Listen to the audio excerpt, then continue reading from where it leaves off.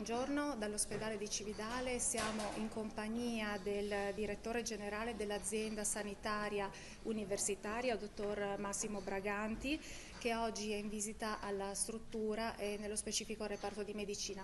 Direttore, cosa si sente di dire, come si sente di rassicurare la cittadinanza, la popolazione in questi giorni in cui il dibattito sull'ospedale è molto intenso, coinvolge forze politiche e cittadinanza?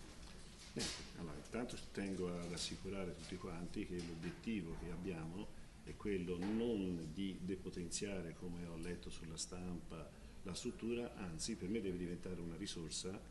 non solo per qui per Cividale, ma anche un punto di riferimento anche a supporto dell'ospedale di Udine, specialmente per tutta una serie di patologie legate in particolar modo all'ambito geriatrico, con il supporto anche dei professionisti che abbiamo qui a disposizione. Questa è una risorsa, ancorché sia nel territorio, però vi può permettere effettivamente con un salto di qualità non da poco rispetto a realtà anche nazionali che non hanno queste situazioni favorevoli.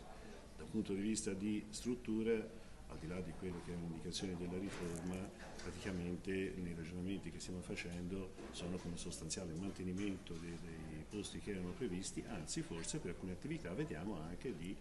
incrementare alcune prestazioni.